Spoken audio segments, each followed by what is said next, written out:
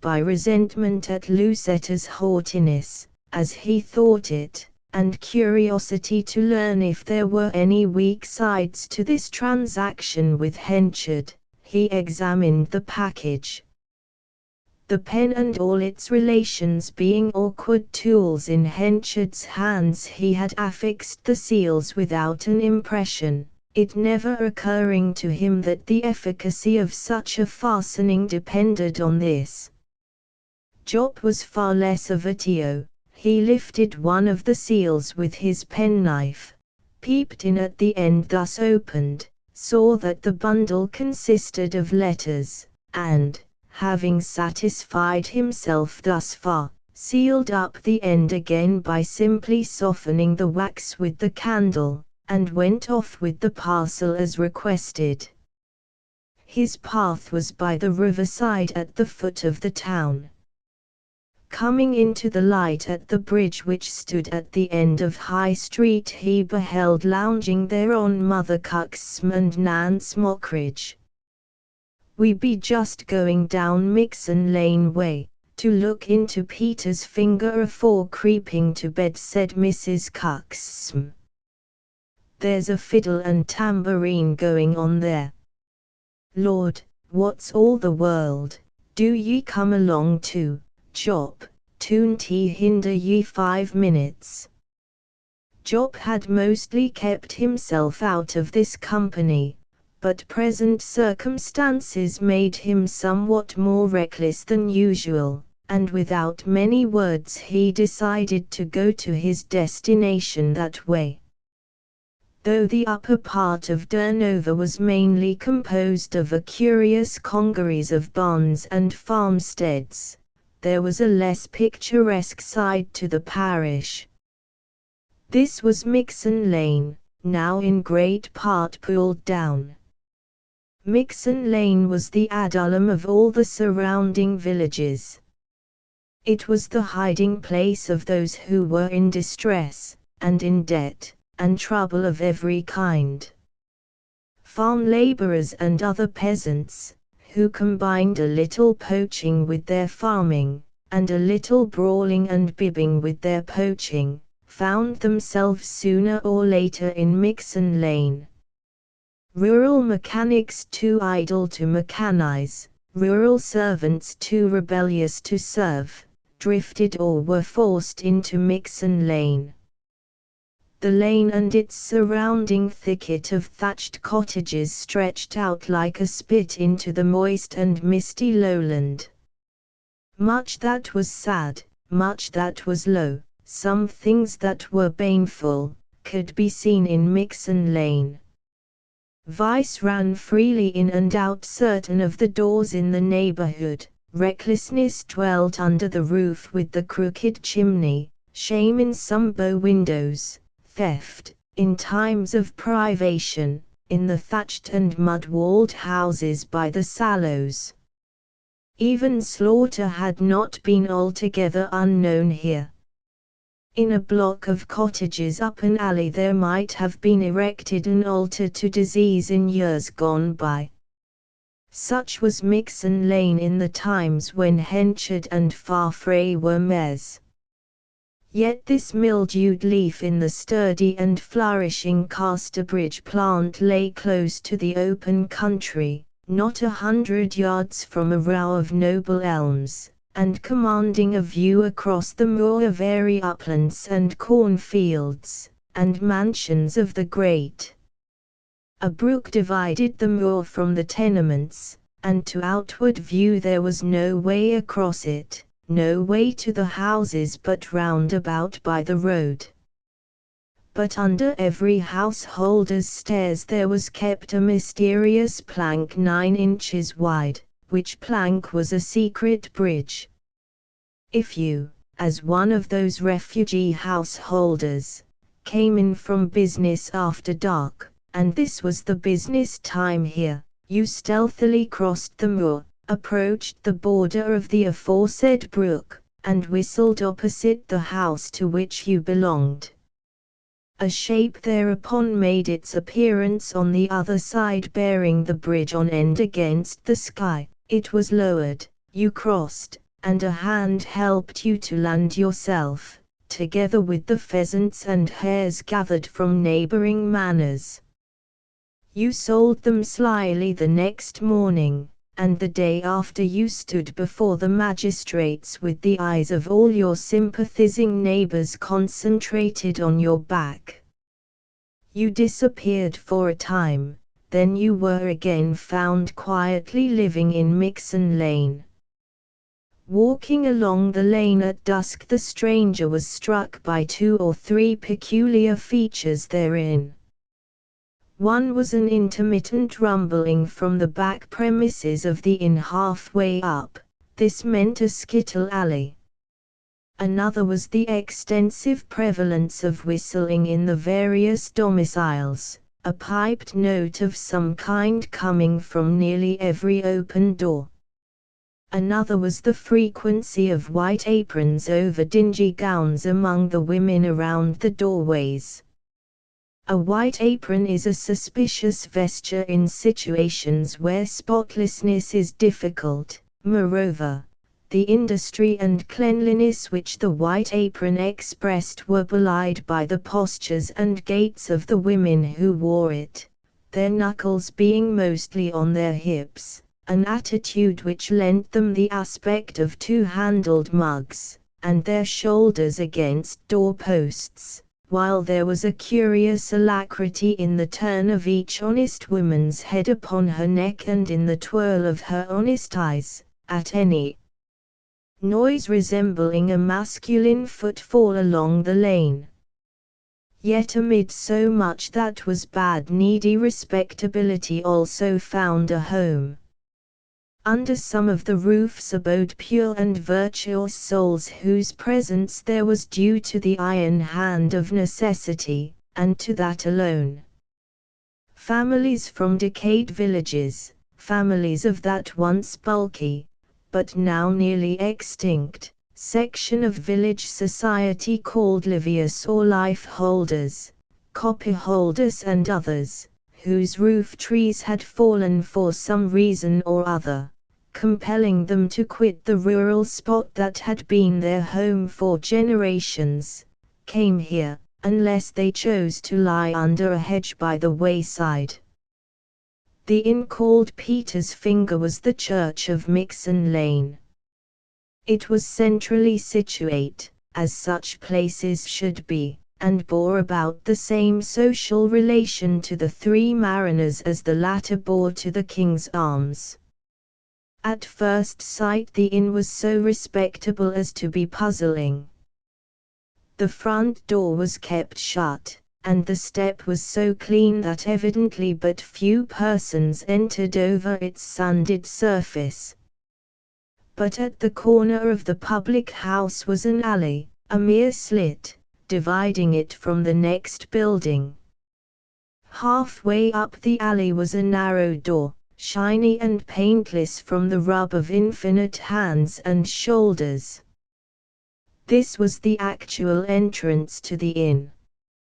A pedestrian would be seen abstractedly passing along Mixon Lane, and then, in a moment, he would vanish, causing the gazer to blink like Ashton at the disappearance of Ravenswood. That abstracted pedestrian had edged into the slit by the adroit fillip of his person sideways. From the slit he edged into the tavern by a similar exercise of skill.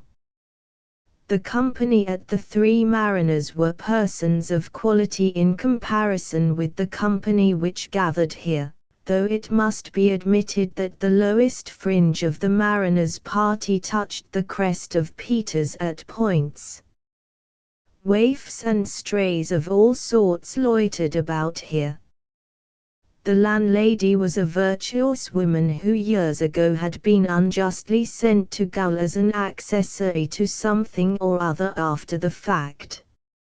She underwent her 12-month, and had worn a martyr's countenance ever since, except at times of meeting the constable who apprehended her, when she winked her eye. To this house Job and his acquaintances had arrived. The settles on which they sat down were thin and tall, their tops being guyed by pieces of twine to hooks in the ceiling, for when the guests grew boisterous the settles would rock and overturn without some such security. The thunder of bowls echoed from the backyard, swingeals hung behind the blower of the chimney, and ex-poachers and ex-gamekeepers, whom squires had persecuted without a cause, sat elbowing each other, men who in past times had met in fights under the moon, till lapse of sentences on the one part, and loss of favour and expulsion from service on the other, brought them here together to a common level, where they sat calmly discussing old times. "Dost mind how you could jerk a trout ashore with a bramble, and not ruffle the stream, Charles?" a deposed keeper was saying. "'Twas at that I caught ye once, if you can mind." "That I can. But the worst larry for me was that pheasant business at Yulberry Wood. Your wife swore false that time, Joe. Oh, by gad, she did, there's no denying it." "How was that?" asked Jop. "Why, Joe closed wi' me, and we rolled down together, close to his garden hedge. Hearing the noise, out ran his wife with the oven pile, and it being dark under the trees she couldn't see which was uppermost. 'Where be'st thee, Joe, under or top?' she screeched. 'Oh, under, by gad,' says he. She then began to rap down upon my skull, back, and ribs with the pile till we'd roll over again. 'Where be'st now, dear Joe, under or top?' she'd scream again. By George, 'twas through her I was took. And then when we got up in hall she sware that the cock pheasant was one of her rearing, when 'twas not your bird at all, Joe, 'twas Squire Brown's bird, that's whose 'twas, one that we'd picked off as we passed his wood, an hour afore. It did hurt my feelings to be so wronged. Ah well, 'tis over now. I might have had days afore that," said the keeper. "I was within a few yards of dozens of times, with a sight more of birds than that poor one." "Yes, 'tis not our greatest doings that the world gets wind of," said the furmity woman, who, lately settled in this purlieu, sat among the rest. Having travelled a great deal in her time she spoke with cosmopolitan largeness of idea. It was she who presently asked Jop what was the parcel he kept so snugly under his arm. "Ah, therein lies a grand secret," said Jop. "It is the passion of love. To think that a woman should love one man so well, and hate another so unmercifully." "Who's the object of your meditation, sir?" "One that stands high in this town. I'd like to shame her. Upon my life, 'twould be as good as a play to read her love letters, the proud piece of silk and wax work. For 'tis her love letters that I've got here." "Love letters? Then let's hear 'em, good soul," said Mother Cuxsm. "Lord, do ye mind, Richard, what fools we used to be when we were younger? Getting a schoolboy to write ours for us, and giving him a penny, do ye mind, not to tell other folks what he'd put inside, do ye mind?" By this time Jop had pushed his finger under the seals, and unfastened the letters, tumbling them over and picking up one here and there at random, which he read aloud. These passages soon began to uncover the secret which Lucetta had so earnestly hoped to keep buried, though the epistles, being allusive only, did not make it altogether plain. Mrs. Farfrae wrote that, said Nance Mockridge, "'Tis a humbling thing for us, as respectable women, that one of the same sex could do it. And now she's avowed herself to another man. So much the better for her," said the aged furmity woman. "Ah, I saved her from a real bad marriage, and she's never been the one to thank me. I say, what a good foundation for a scimitaride," said Nance. "True," said Mrs. Cuxm, reflecting. "'Tis as good a ground for a scimitaride as ever I knowed, and it ought not to be wasted." The last one seen in Casterbridge must have been 10 years ago, if a day. At this moment there was a shrill whistle, and the landlady said to the man who had been called Charles, "'Tis Jim coming in. Would ye go and let down the bridge for me?" Without replying, Charles and his comrade Joe rose, and receiving a lantern from her went out at the back door and down the garden path, which ended abruptly at the edge of the stream already mentioned.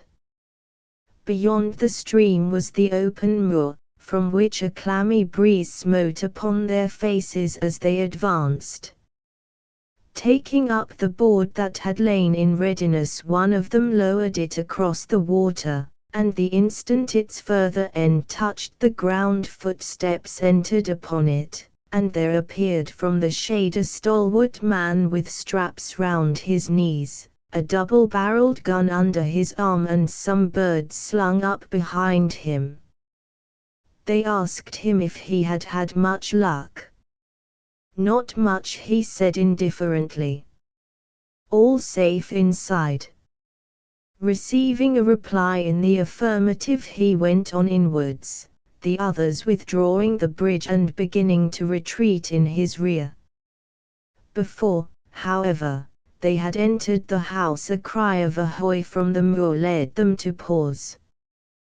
The cry was repeated. They pushed the lantern into an outhouse, and went back to the brink of the stream. "Ahoy! Is this the way to Casterbridge?" said someone from the other side. "Not in particular," said Charles. "There's a river afore ye." "I don't care, here's for through it," said the man in the moor. "I've had travelling enough for today." "Stop a minute, then," said Charles, finding that the man was no enemy. "Joe, bring the plank and lantern, here's somebody that's lost his way. You should have kept along the turnpike road, friend, and not have struck across here." "I should, as I see now. But I saw a light here, and says I to myself, that's an outlying house, depend on 't."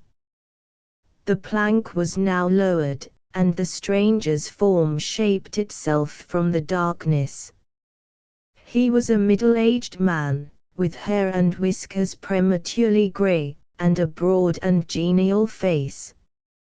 He had crossed on the plank without hesitation, and seemed to see nothing odd in the transit. He thanked them, and walked between them up the garden. "What place is this?" he asked, when they reached the door. "A public house." "Ah, perhaps it will suit me to put up at. Now then, come in and wet your whistle at my expense for the lift over you have given me." They followed him into the inn, where the increased light exhibited him as one who would stand higher in an estimate by the eye than in one by the ear. He was dressed with a certain clumsy richness, his coat being furred, and his head covered by a cap of sealskin, which, though the nights were chilly, must have been warm for the daytime, spring being somewhat advanced. In his hand he carried a small mahogany case, strapped and clamped with brass. Apparently surprised at the kind of company which confronted him through the kitchen door, he at once abandoned his idea of putting up at the house, but taking the situation lightly, he called for glasses of the best, paid for them as he stood in the passage, and turned to proceed on his way by the front door.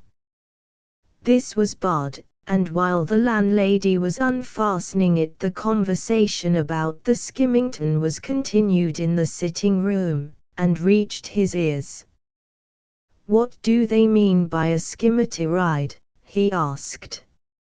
"Oh, sir," said the landlady, swinging her long earrings with deprecating modesty, "'tis a old foolish thing they do in these parts when a man's wife is, well, not too particularly his own. But as a respectable householder I don't encourage it. Still, are they going to do it shortly? It is a good sight to see, I suppose." "Well, sir," she simpered. And then, bursting into naturalness, and glancing from the corner of her eye, "'tis the funniest thing under the sun. And it costs money. Ah! I remember hearing of some such thing. Now I shall be in Casterbridge for 2 or 3 weeks to come, and should not mind seeing the performance. Wait a moment." He turned back, entered the sitting room, and said, "Here, good folks, I should like to see the old custom you are talking of, and I don't mind being something towards it, take that." He threw a sovereign on the table and returned to the landlady at the door, of whom, having inquired the way into the town, he took his leave. "There were more where that one came from," said Charles when the sovereign had been taken up and handed to the landlady for safekeeping. "By George, we ought to have got a few more while we had him here." "No, no," answered the landlady. "This is a respectable house, thank God. And I'll have nothing done but what's honourable." "Well," said Job, "now we'll consider the business begun, and we'll soon get it in train." "We will," said Nance. "A good laugh warms my heart more than a cordial, and that's the truth on't." Job gathered up the letters, and it being now somewhat late he did not attempt to call at Farfrae's with them that night. He reached home, sealed them up as before, and delivered the parcel at its address next morning. Within an hour its contents were reduced to ashes by Lucetta, who, poor soul, was inclined to fall down on her knees in thankfulness that at last no evidence remained of the unlucky episode with Henchard in her past. For though hers had been rather the laxity of inadvertence than of intention, that episode, if known, was not the less likely to operate fatally between herself and her husband. Such was the state of things when the current affairs of Casterbridge were interrupted by an event of such magnitude that its influence reached to the lowest social stratum there, stirring the depths of its society simultaneously with the preparations for the Skimmington. It was one of those excitements which, when they move a country town, leave permanent mark upon its chronicles, as a warm summer permanently marks the ring in the tree trunk corresponding to its date. A royal personage was about to pass through the borough on his course further west, to inaugurate an immense engineering work out that way.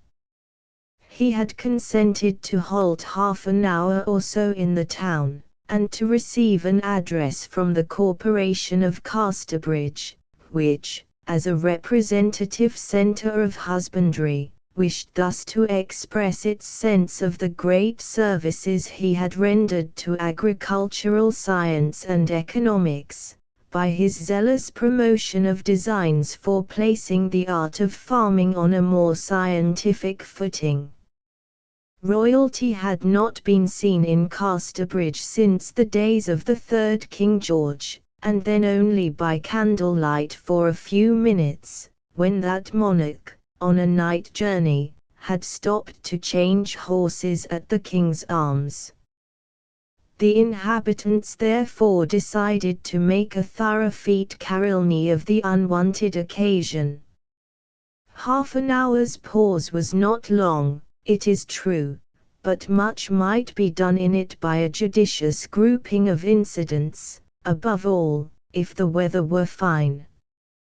The address was prepared on parchment by an artist who was handy at ornamental lettering, and was laid on with the best gold leaf and colours that the sign painter had in his shop. The council had met on the Tuesday before the appointed day, to arrange the details of the procedure. While they were sitting, the door of the council chamber standing open, they heard a heavy footstep coming up the stairs. It advanced along the passage, and Henchard entered the room, in clothes of frayed and threadbare shabbiness, the very clothes which he had used to wear in the primal days when he had sat among them. "I have a feeling," he said, advancing to the table and laying his hand upon the green cloth, "that I should like to join ye in this reception of our illustrious visitor. I suppose I could walk with the rest." Embarrassed glances were exchanged by the council, and Grower nearly ate the end of his quill pen off, so gnawed he it during the silence. Farfrae, the young mayor, who by virtue of his office sat in the large chair, intuitively caught the sense of the meeting, and as spokesman was obliged to utter it, glad as he would have been that the duty should have fallen to another tongue. "I hardly see that it would be proper, Mr. Henchard," said he. "The council are the council, and as ye are no longer one of the body, there would be an irregularity in the proceeding. If ye were included, why not others? I have a particular reason for wishing to assist at the ceremony." Farfrae looked round. "I think I have expressed the feeling of the council," he said. "Yes, yes," from Dr. Bath, Lawyer Long, Alderman Tubber, and several more. "Then I am not to be allowed to have anything to do with it officially?" "I am afraid so. It is out of the question, indeed. But of course you can see the doings full well, such as they are to be, like the rest of the spectators." Henchard did not reply to that very obvious suggestion, and, turning on his heel, went away. It had been only a passing fancy of his, but opposition crystallized it into a determination. "I'll welcome His Royal Highness, or nobody shall," he went about saying. "I am not going to be sat upon by Farfrae, or any of the rest of the paltry crew. You shall see." The eventful morning was bright, a full-faced sun confronting early window-gazers eastward, and all perceived, for they were practiced in weather lore, that there was permanence in the glow.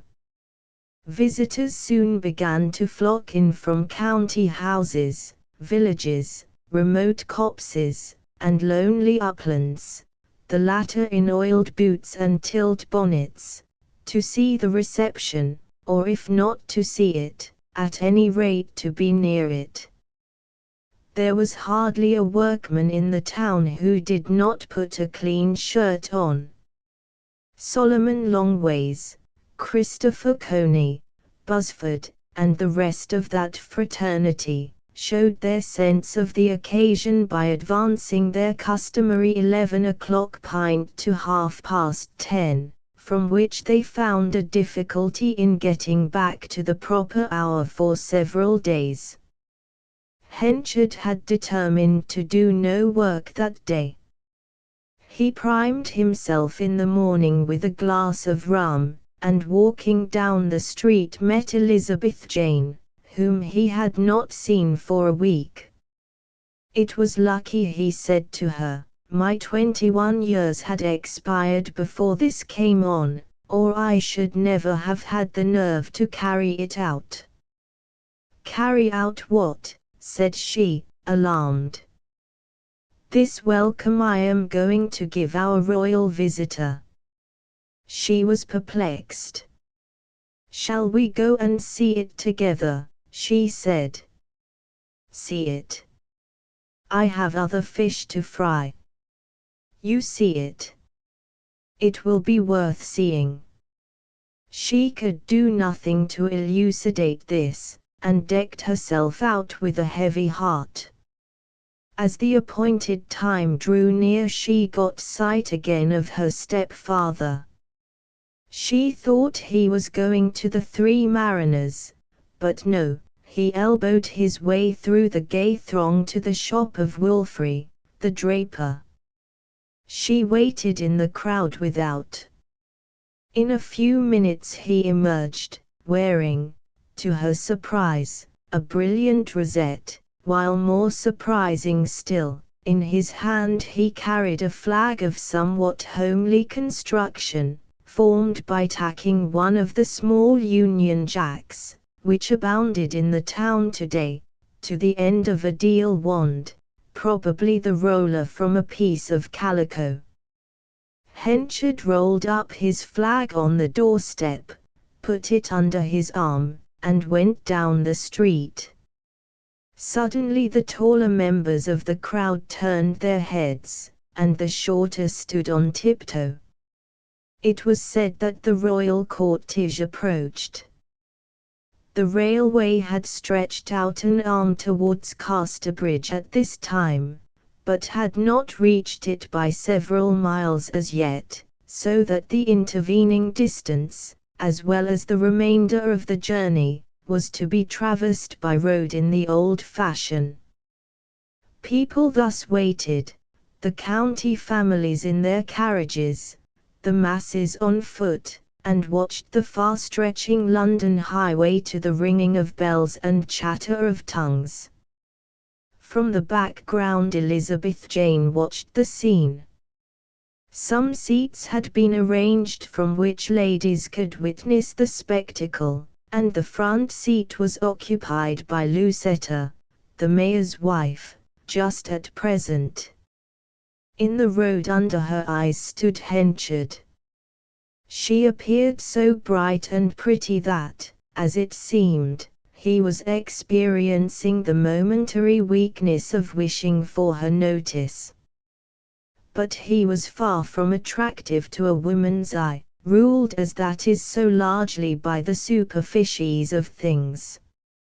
He was not only a journeyman, unable to appear as he formerly had appeared, but he disdained to appear as well as he might. Everybody else, from the mayor to the washerwoman, shone in new vesture according to means, but Henchard had doggedly retained the fretted and weather-beaten garments of bygone years. Hence, alas, this occurred, Lucetta's eyes slid over him to this side and to that without anchoring on his features, as gaily dressed women's eyes will too often do on such occasions. Her manner signified quite plainly that she meant to know him in public no more. But she was never tired of watching Donald, as he stood in animated converse with his friends a few yards off, wearing round his young neck the official gold chain with great square links, like that round the royal unicorn. Every trifling emotion that her husband showed as he talked had its reflex on her face and lips, which moved in little duplicates to his. She was living his part rather than her own, and cared for no one's situation but Farfrae's that day. At length a man stationed at the furthest turn of the high road, namely, on the second bridge of which mention has been made, gave a signal, and the corporation in their robes proceeded from the front of the town hall to the archway erected at the entrance to the town. The carriages containing the royal visitor and his suite arrived at the spot in a cloud of dust, a procession was formed, and the whole came on to the town hall at a walking pace. This spot was the centre of interest. There were a few clear yards in front of the royal carriage, sanded, and into this space a man stepped before anyone could prevent him. It was Henchard. He had unrolled his private flag, and removing his hat he staggered to the side of the slowing vehicle, waving the Union Jack to and fro with his left hand while he blandly held out his right to the illustrious personage. All the ladies said with bated breath, "Oh, look there," and Lucetta was ready to faint. Elizabeth Jane peeped through the shoulders of those in front, saw what it was, and was terrified, and then her interest in the spectacle as a strange phenomenon got the better of her fear. Farfrae, with mayoral authority, immediately rose to the occasion. He seized Henchard by the shoulder, dragged him back, and told him roughly to be off. Henchard's eyes met his, and Farfrae observed the fierce light in them despite his excitement and irritation. For a moment Henchard stood his ground rigidly, then by an unaccountable impulse gave way and retired. Farfrae glanced to the ladies' gallery, and saw that his Calphurnia's cheek was pale. "Why, it is your husband's old patron," said Mrs. Blowbody, a lady of the neighborhood who sat beside Lucetta. "Patron," said Donald's wife with quick indignation.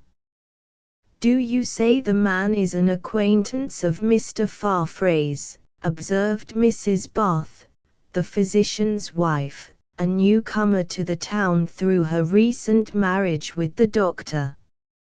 "He works for my husband," said Lucetta. "Oh, is that all? They have been saying to me that it was through him your husband first got a footing in Casterbridge. What stories people will tell! They will indeed. It was not so at all. Donald's genius would have enabled him to get a footing anywhere, without anybody's help. He would have been just the same if there had been no Henchard in the world." It was partly Lucetta's ignorance of the circumstances of Donald's arrival which led her to speak thus, partly the sensation that everybody seemed bent on snubbing her at this triumphant time. The incident had occupied but a few moments, but it was necessarily witnessed by the royal personage, who, however, with practiced tact affected not to have noticed anything unusual. He alighted, the mayor advanced, the address was read, the illustrious personage replied, then said a few words to Farfrae, and shook hands with Lucetta as the mayor's wife. The ceremony occupied but a few minutes, and the carriages rattled heavily as Pharaoh's chariots down Corn Street and out upon the Budmouth Road, in continuation of the journey coastward. In the crowd stood Coney, Buzzford, and Longways. "Some difference between him now and when he sung at the Dree Mariners," said the first.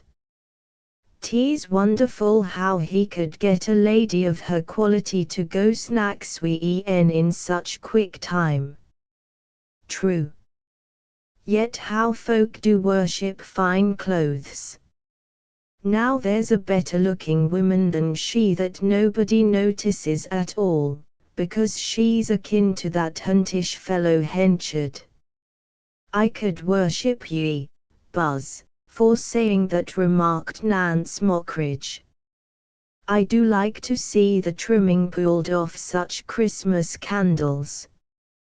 I am quite unequal to the part of villain myself, or I'd give all my small silver to see that lady toppered. And perhaps I shall soon," she added significantly. "That's not a noble passion for a man to keep up," said Longways. Nance did not reply, but everyone knew what she meant.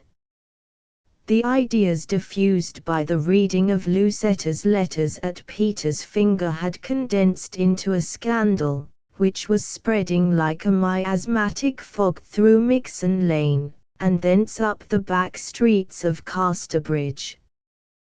The mixed assemblage of idlers known to each other presently fell apart into two bands by a process of natural selection, the frequenters of Peter's Finger going off Mixon Lane wards, where most of them lived, while Coney, Buzzford, Longways, and that connection remained in the street. "You know what's brewing down there, I suppose," said Buzzford mysteriously to the others. Coney looked at him. "Not the skimity ride?" Buzzford nodded. "I have my doubts if it will be carried out," said Longways. "If they are getting it up, they are keeping it mighty close. I heard they were thinking of it a fortnight ago, at all events." "If I were surety I'd lay information," said Longways emphatically. "'Tis too rough a joke, and apt to wake riots in towns. We know that the Scotchman is a right enough man, and that his lady has been a right enough oman since she came here, and if there was anything wrong about her afore, that's their business, not ours." Coney reflected. Farfrae was still liked in the community, but it must be owned that, as the mayor and man of money, engrossed with affairs and ambitions, he had lost in the eyes of the poorer inhabitants something of that wondrous charm which he had had for them as a light-hearted penniless young man, who sang ditties as readily as the birds in the trees. Hence the anxiety to keep him from annoyance showed not quite the ardor that would have animated it in former days.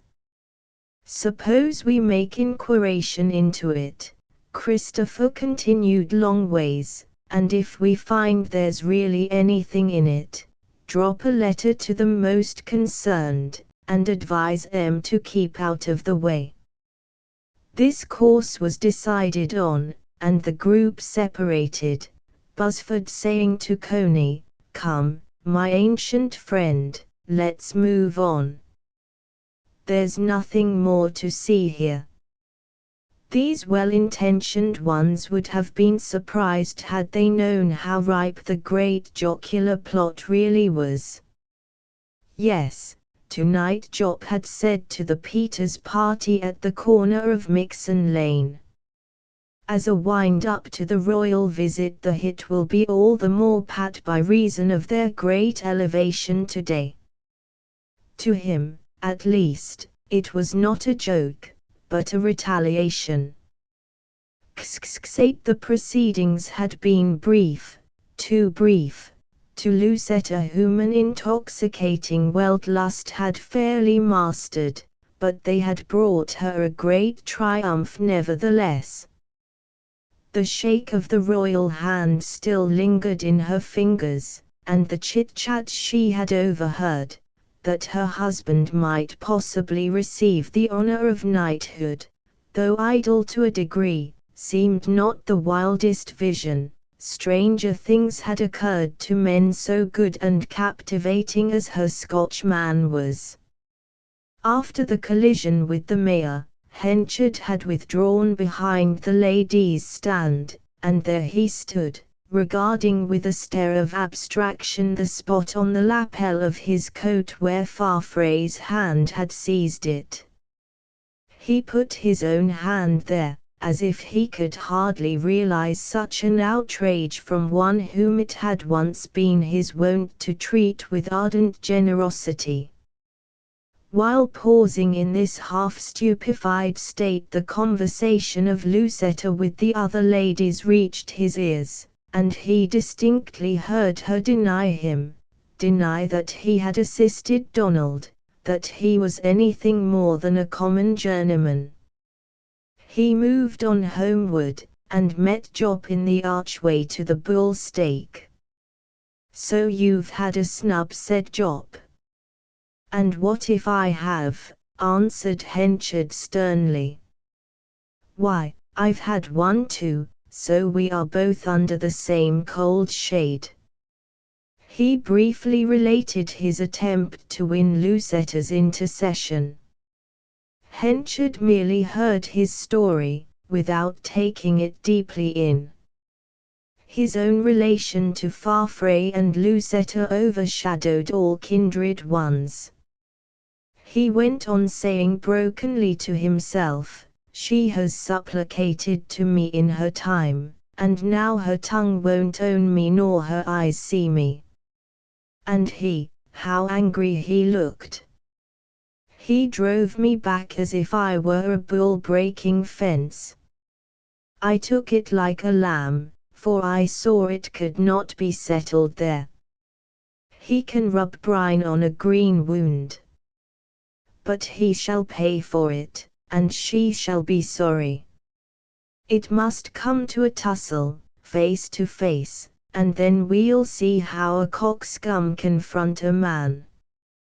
Without further reflection the fallen merchant, bent on some wild purpose, ate a hasty dinner and went forth to find Farfrae.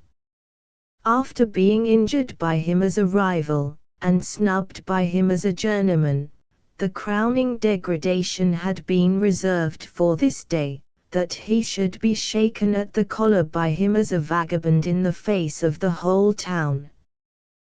The crowds had dispersed. But for the green arches which still stood as they were erected, Casterbridge life had resumed its ordinary shape. Henchard went down Corn Street till he came to Farfrae's house, where he knocked, and left a message that he would be glad to see his employer at the granaries as soon as he conveniently could come there. Having done this, he proceeded round to the back and entered the yard. Nobody was present, for, as he had been aware, the labourers and carters were enjoying a half-holiday on account of the events of the morning, though the carters would have to return for a short time later on, to feed and litter down the horses. He had reached the granary steps and was about to ascend, when he said to himself aloud, "I'm stronger than he." Henchard returned to a shed, where he selected a short piece of rope from several pieces that were lying about. Hitching one end of this to a nail, he took the other in his right hand and turned himself bodily round, while keeping his arm against his side. By this contrivance he pinioned the arm effectively. He now went up the ladders to the top floor of the corn stores. It was empty except of a few sacks, and at the further end was the door often mentioned, opening under the cathede and chain that hoisted the sacks. He fixed the door open and looked over the sill. There was a depth of 30 or 40 feet to the ground. Here was the spot on which he had been standing with Farfrae when Elizabeth Jane had seen him lift his arm, with many misgivings as to what the movement portended. He retired a few steps into the loft and waited. From this elevated perch his eyes could sweep the roofs round about, the upper parts of the luxurious chestnut trees, now delicate in leaves of a week's age, and the drooping boughs of the lines, Farfrae's garden and the green door leading therefrom. In course of time, he could not say how long, that green door opened and Farfrae came through. He was dressed as if for a journey. The low light of the nearing evening caught his head and face when he emerged from the shadow of the wall, warming them to a complexion of flame color. Henchard watched him with his mouth firmly set, the squareness of his jaw and the verticality of his profile being unduly marked. Farfrae came on with one hand in his pocket, and humming a tune in a way which told that the words were most in his mind. They were those of the song he had sung when he arrived years before at the Three Mariners, a poor young man, adventuring for life and fortune, and scarcely knowing whitherward, and here's a hand, my trusty fear, and Guy's a hand o' thine. Nothing moved Henchard like an old melody. He sank back. "No, I can't do it," he gasped. "Why does the infernal fool begin that now?" At length Farfrae was silent, and Henchard looked out of the loft door. "Will ye come up here?" he said. Man," said Farfrae. "I couldn't see ye. What's wrang?" A minute later Henchard heard his feet on the lowest ladder. He heard him land on the first floor, ascend and land on the second, begin the ascent to the third. And then his head rose through the trap behind. "What are you doing up here at this time?" he asked, coming forward. "Why didn't ye take your holiday like the rest of the men?"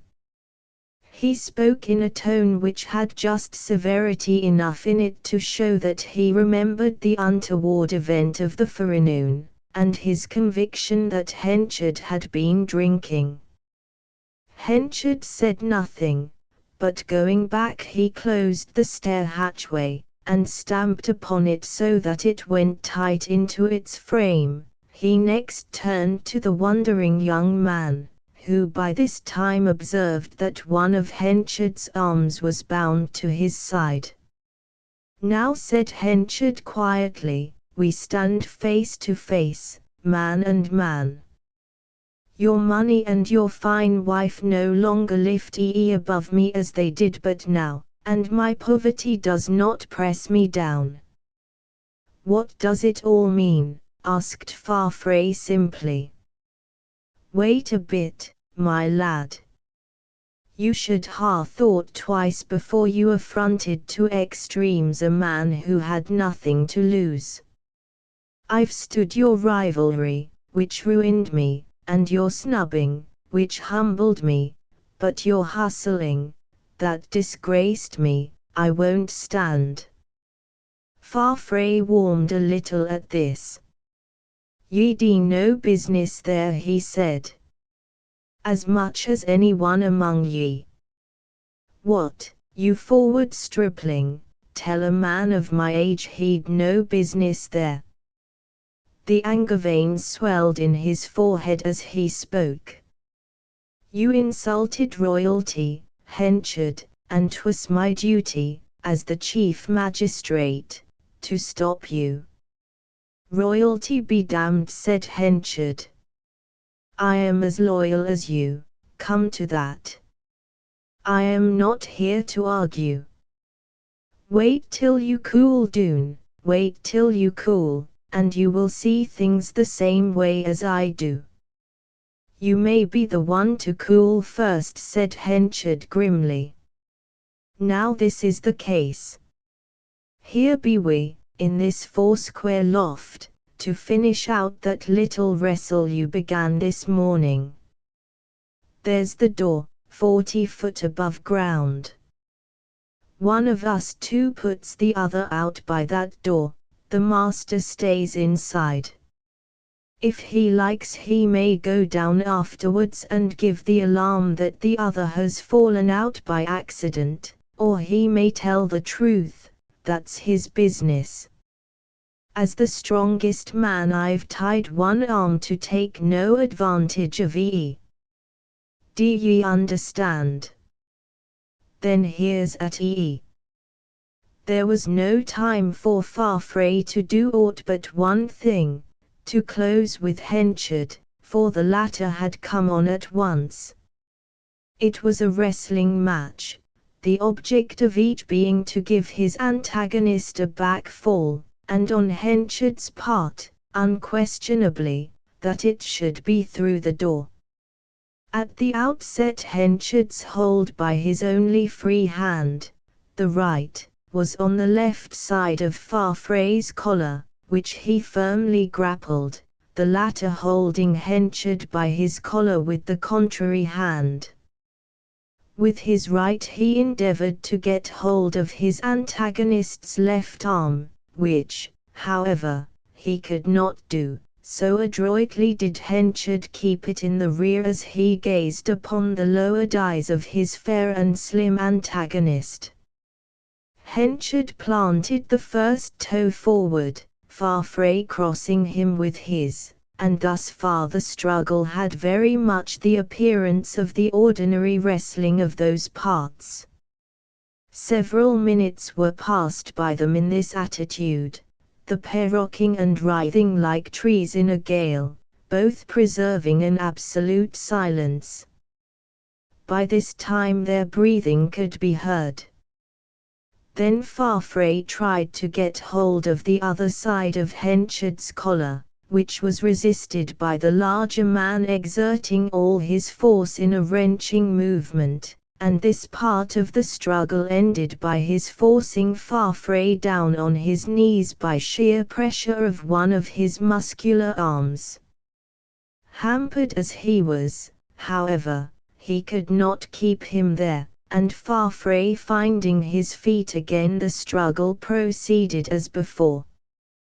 By a whirl Henchard brought Donald dangerously near the precipice. Seeing his position the Scotchman for the first time locked himself to his adversary, and all the efforts of that infuriated Prince of Darkness, as he might have been called from his appearance just now, were inadequate to lift or loosen Farfrae for a time. By an extraordinary effort he succeeded at last, though not until they had got far back again from the fatal door.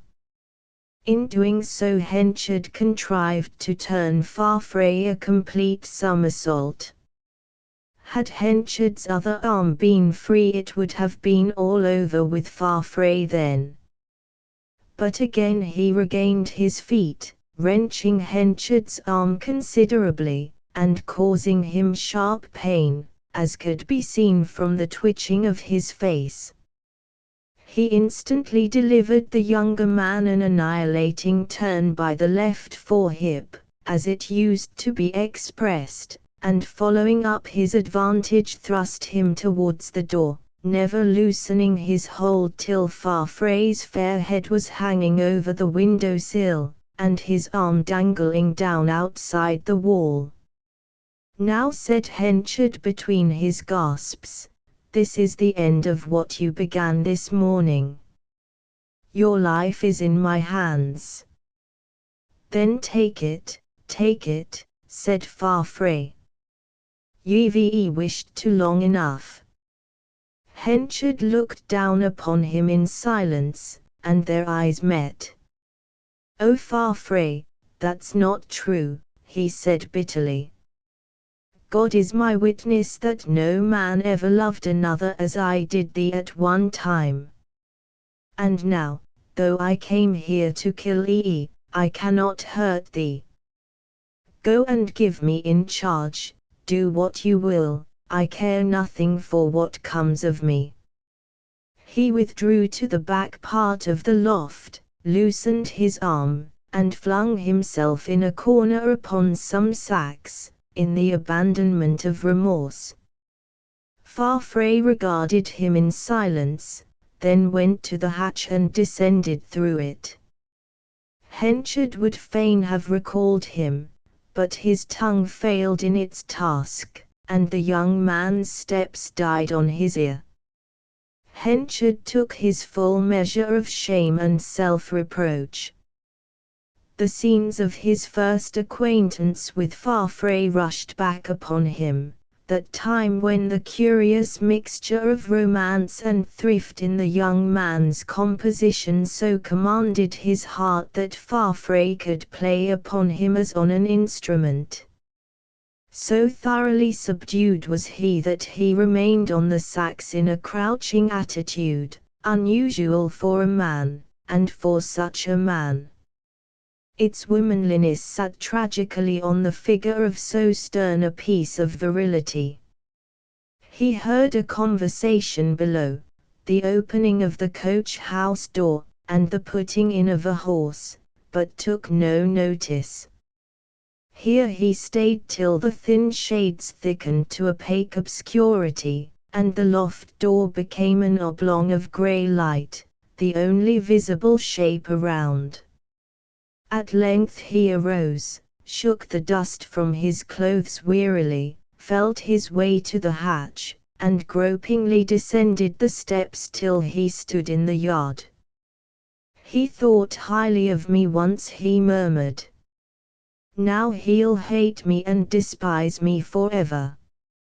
He became possessed by an overpowering wish to see Farfrae again that night, and by some desperate pleading to attempt the well-nigh impossible task of winning pardon for his late mad attack. But as he walked towards Farfrae's door he recalled the unheeded doings in the yard while he had lain above in a sort of stupor. Farfrae, he remembered, had gone to the stable and put the horse into the gig. While doing so Whittle had brought him a letter. Farfrae had then said that he would not go towards Budmouth as he had intended, that he was unexpectedly summoned to Weatherbury, and meant to call at Mellstock on his way thither, that place lying but 1 or 2 miles out of his course. He must have come prepared for a journey when he first arrived in the yard, unsuspecting enmity, and he must have driven off, though in a changed direction, without saying a word to anyone on what had occurred between themselves. It would therefore be useless to call at Farfrae's house till very late. There was no help for it but to wait till his return, though waiting was almost torture to his restless and self-accusing soul. He walked about the streets and outskirts of the town, lingering here and there till he reached the stone bridge of which mention has been made, an accustomed halting place with him now. Here he spent a long time, the purl of waters through the weirs meeting his ear, and the Casterbridge lights glimmering at no great distance off. While leaning thus upon the parapet his listless attention was awakened by sounds of an unaccustomed kind from the town quarter. They were a confusion of rhythmical noises, to which the streets added yet more confusion by encumbering them with echoes.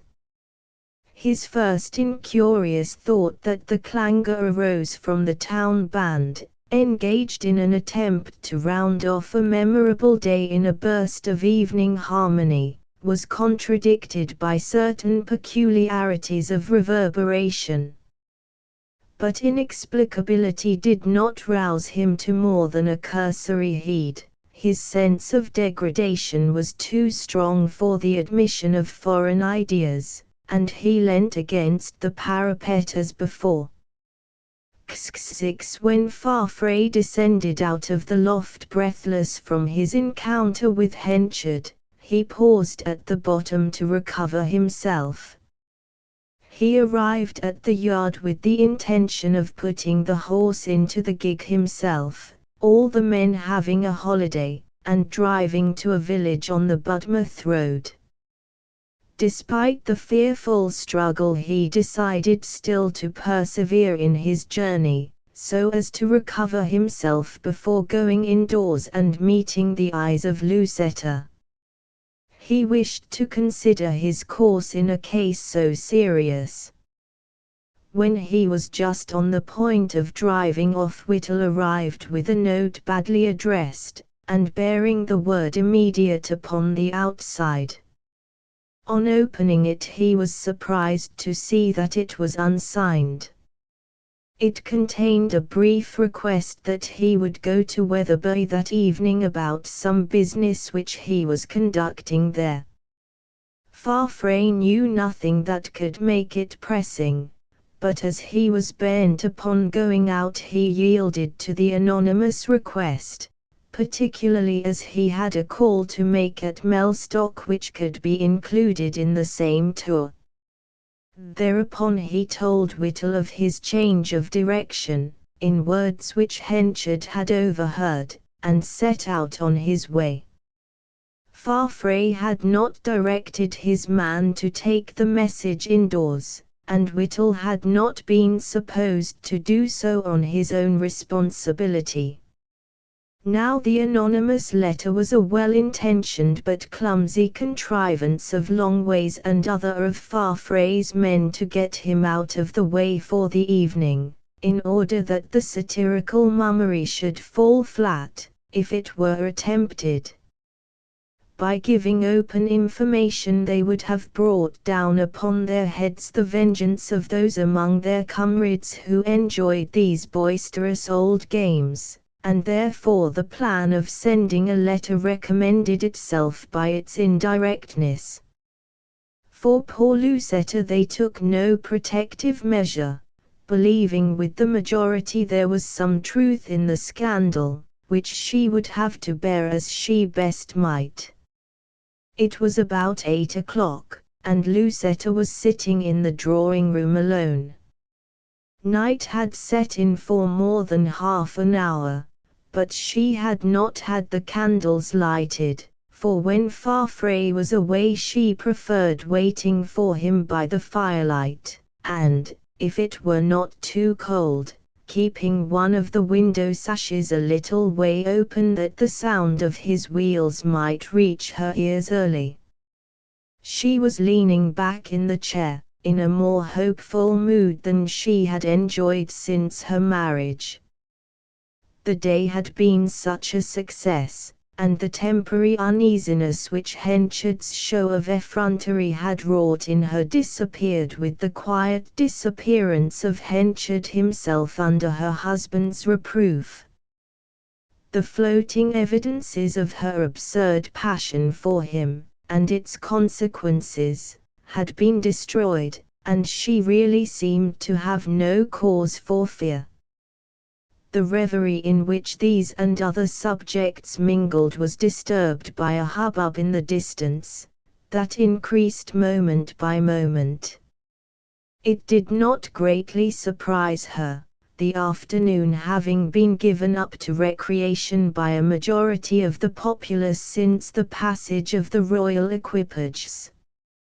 But her attention was at once riveted to the matter by the voice of a maid-servant next door, who spoke from an upper window across the street to some other maid even more elevated than she.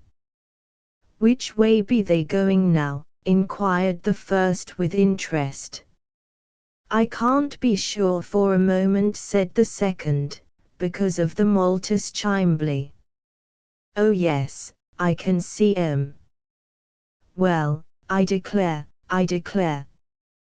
What, from the first," more enthusiastically. They are coming up Corn Street after all. They sit back to back. What, 2 of 'em, are there 2 figures? Yes.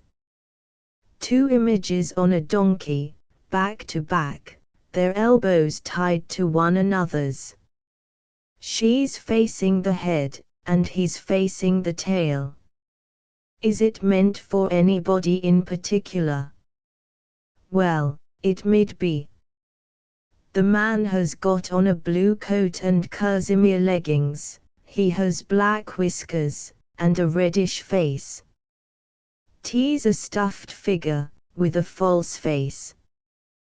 The din was increasing now, then it lessened a little. There, I shan't see, after all, cried the disappointed first mate. They have gone into a back street, that's all, said the one who occupied the enviable position in the attic. There, now I have got 'em all endways nicely. What's the woman like? Just say, and I can tell in a moment if 'tis meant for one I've in mind. Why, 'tis dressed just as she was dressed when she sat in the front seat at the time the play actors came to the town hall. Lucetta started to her feet, and almost at the instant the door of the room was quickly and softly opened. Elizabeth Jane advanced into the firelight. "I have come to see you," she said breathlessly. "I did not stop to knock, forgive me. I see you have not shut your shutters, and the window is open." Without waiting for Lucetta's reply, she crossed quickly to the window and pulled out one of the shutters. Lucetta glided to her side. "Let it be, hush," she said peremptorily, in a dry voice, while she seized Elizabeth Jane by the hand, and held up her finger. Their intercourse had been so low and hurried that not a word had been lost of the conversation without, which had thus proceeded: "Her neck is uncovered, and her hair in bands, and her back comb in place, she's got on a puce silk, and white stockings, and coloured shoes." Again Elizabeth Jane attempted to close the window, but Lucetta held her by main force. "Tease me," she said, with a face pale as death. "A procession, a scandal, an effigy of me, and him." The look of Elizabeth betrayed that the latter knew it already.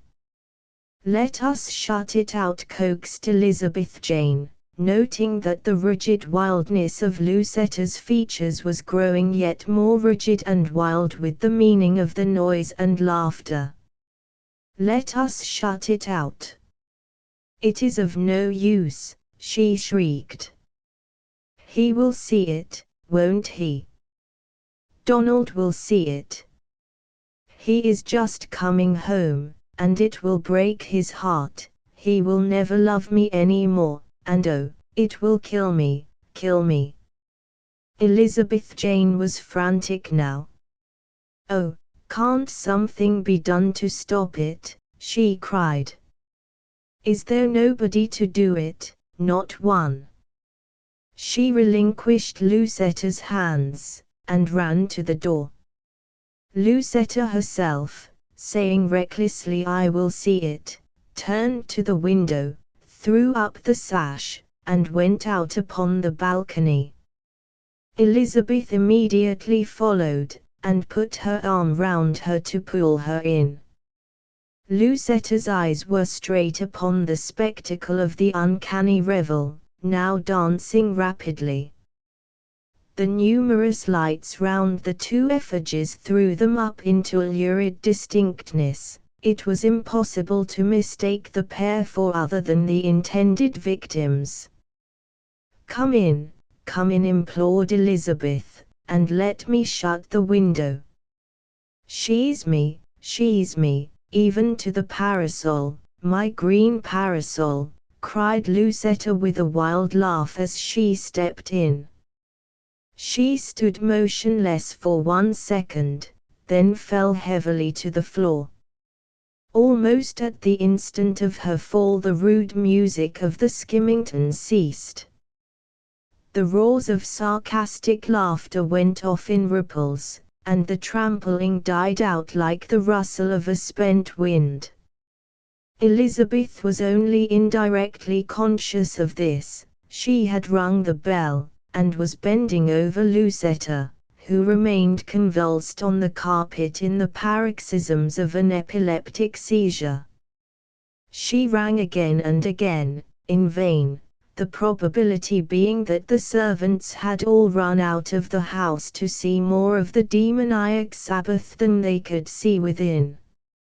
At last Farfrae's man, who had been agape on the doorstep, came up, then the cook. The shutters, hastily pushed to by Elizabeth, were quite closed, a light was obtained, Lucetta carried to her room, and the man sent off for a doctor. While Elizabeth was undressing her she recovered consciousness, but as soon as she remembered what had passed the fit returned.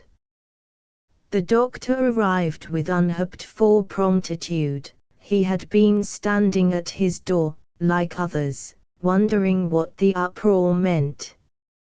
As soon as he saw the unhappy sufferer he said, in answer to Elizabeth's mute appeal, "This is serious." "It is a fit," Elizabeth said. "Yes. But a fit in the present state of her health means mischief. You must send at once for Mr. Farfrae." "Where is he?" "He has driven into the country, sir," said the parlour-maid, "to some place on the Budmouth road. He's likely to be back soon." "Never mind, he must be sent for, in case he should not hurry." The doctor returned to the bedside again. The man was dispatched, and they soon heard him clattering out of the yard at the back.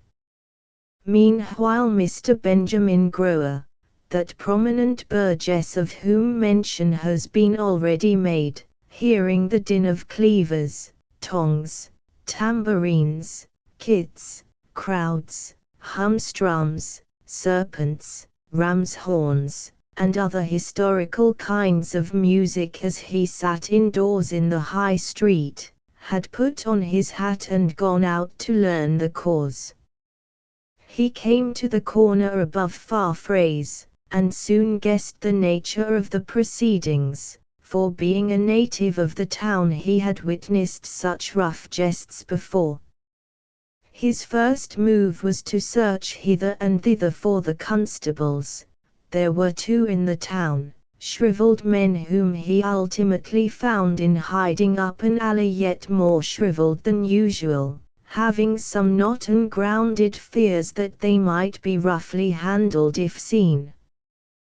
"What can we 2 poor lamigers do against such a multitude?" expostulated Stubbard, in answer to Mr. Grower's chiding. "'Tis tempting 'em to commit felo de se upon us, and that would be the death of the perpetrator, and we wouldn't be the cause of a fellow creature's death on no account, not we. Get some help, then. Here, I'll come with you. We'll see what a few words of authority can do. Quick now, have you got your staves? We didn't want the folk to notice us as law officers, being so short-handed, sir, so we pushed our government staves up this water pipe. Out with them, and come along, for heaven's sake. Ah, here's Mr. Blowbody, that's lucky." Blowbody was the 3rd of the 3 borough magistrates. "Well, what's the row?" said Blowbody. "Got their names, hey?" "No, Now said Grower to one of the constables, you go with Mr. Blowbody round by the old walk and come up the street, and I'll go with Stubbard straight forward. By this plan we shall have 'em between us. Get their names only, no attack or interruption. Thus they started. But as Stubbard with Mr. Grower advanced into Corn Street, whence the sounds had proceeded, they were surprised that no procession could be seen. They passed Farfrae's, and looked to the end of the street. The lamp flames waved, the walk trees soughed, a few loungers stood about with their hands in their pockets. Everything was as usual. Have you seen a motley crowd making a disturbance? Grower said magisterially to one of these in a fustian jacket, who smoked a short pipe and wore straps round his knees. Beg your pardon, sir, blandly said the person addressed, who was no other than Charles, of Peter's Finger. Mr. Grower repeated the words. Charles shook his head to the zero of childlike ignorance. No, we haven't seen anything, have we, Joe? And you was here afore I. Joseph was quite as blank as the other in his reply. That's odd, said Mr. Grower. Ah, here's a respectable man coming that I know by sight.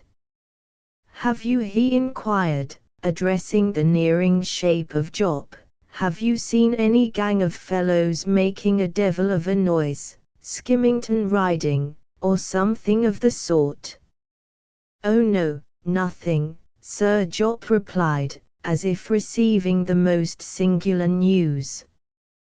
But I've not been far tonight, so perhaps, 'twas here, just here, said the magistrate. Now I've noticed, come to think it, that the wind in the walk trees makes a peculiar poetical like murmur tonight, sir, more than common, so perhaps 'twas that.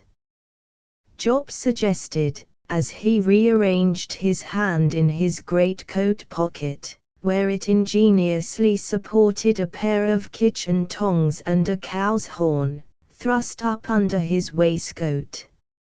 No, no, no, do ye think I'm a fool? Constable, come this way. They must have gone into the back street. Neither in back street nor in front street, however, could the disturbers be perceived, and Blowbody and the second constable, who came up at this time, brought similar intelligence. Effigies, donkey, lanterns, band, all had disappeared like the crew of Camus. Now, said Mr. Grower, there's only one thing more we can do.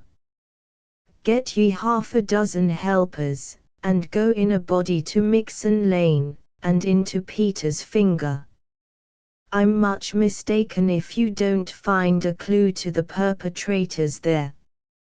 The rusty-jointed executors of the law mustered assistance as soon as they could, and the whole party marched off to the Lane of Notoriety. It was no rapid matter to get there at night, not a lamp or glimmer of any sort offering itself to light the way, except an occasional pale radiance through some window curtain, or through the chink of some door which could not be closed because of the smoky chimney within. At last they entered the inn boldly, by the till then bolted front door, after a prolonged knocking of loudness commensurate with the importance of their standing. In the settles of the large room, guyed to the ceiling by cords as usual for stability, an ordinary group sat drinking and smoking with statuesque quiet of demeanor. The landlady looked mildly at the invaders, saying in honest accents, "Good evening, "Gentlemen, there's plenty of room. I hope there's nothing amiss." They looked round the room. "Surely," said Stubbard to one of the men, "I saw you by now in Corn Street." Mr. Grower spoke to E. The man, who was Charles, shook his head absently. "I've been here this last hour, hain't I, Nance?" he said to the woman who meditatively sipped her ale near him. "Faith, that you have. I came in for my quiet supper-time half-pint, and you were here then, as well as all the rest." The other constable was facing the clock case, where he saw reflected in the glass a quick motion by the landlady.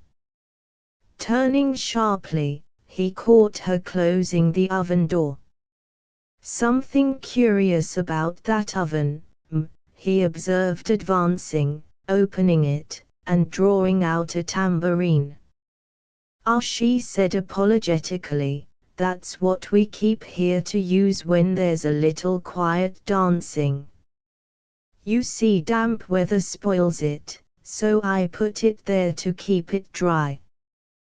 The constable nodded knowingly, but what he knew was nothing.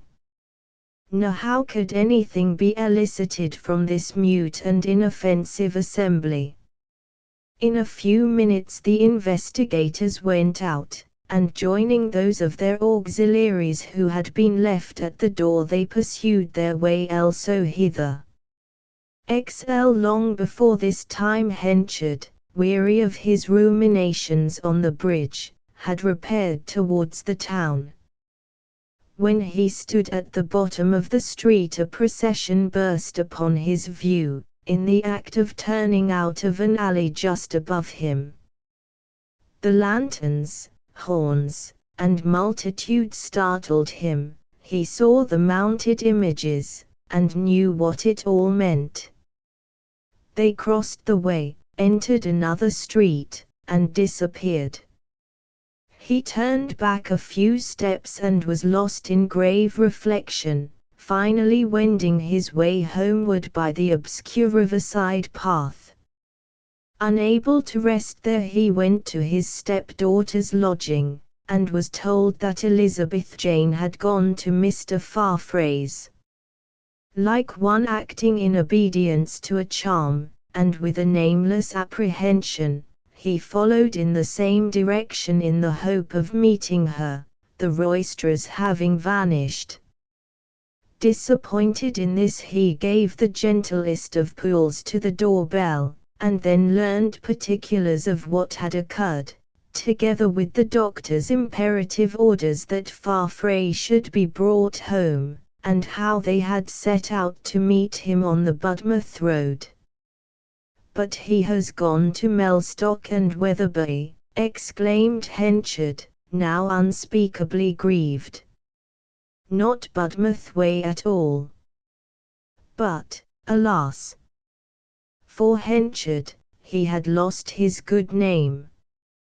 They would not believe him, taking his words but as the frothy utterances of recklessness.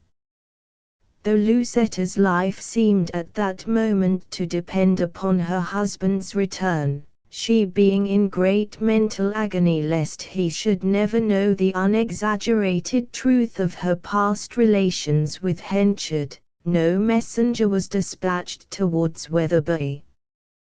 Henchard, in a state of bitter anxiety and contrition, determined to seek Farfrae himself.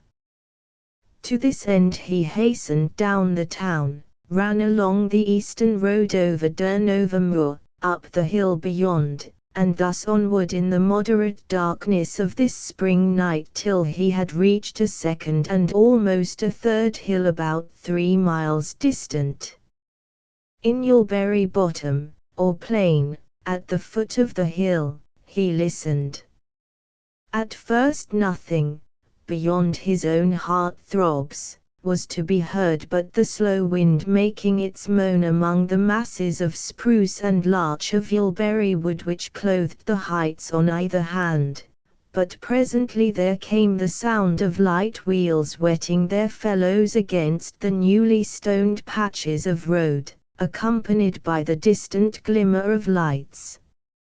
He knew it was Farfrae's gig descending the hill from an indescribable personality in its noise, the vehicle having been his own till bought by the Scotchman at the sale of his effects.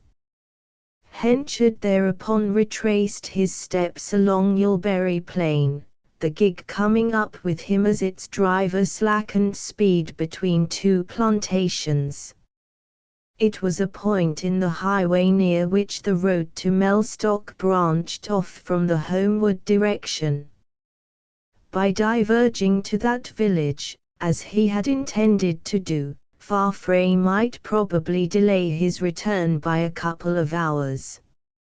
It soon appeared that his intention was to do so still, the light swerving towards Cuckoo Lane, the by-road aforesaid. Farfrae's off-gig lamp flashed in Henchard's face. At the same time Farfrae discerned his late antagonist. "Farfrae, Mr. Farfrae!" cried the breathless Henchard, holding up his hand. Farfrae allowed the horse to turn several steps into the branch lane before he pulled up. He then drew rein, and said yes, over his shoulder, as one would towards a pronounced enemy. "Come back to Casterbridge at once," Henchard said. "There's something wrong at your house, requiring your return. I've run all the way here on purpose to tell ye." Farfrae was silent, and at his silence Henchard's soul sank within him. Why had he not, before this, thought of what was only too obvious? He who, 4 hours earlier, had enticed Farfrae into a deadly wrestle stood now in the darkness of late night time on a lonely road, inviting him to come a particular way, where an assailant might have confederates, instead of going his purposed way, where there might be a better opportunity of guarding himself from attack. Henchard could almost feel this view of things in course of passage through Farfrae's mind. "I have to go to Mellstock," said Farfrae coldly as he loosened his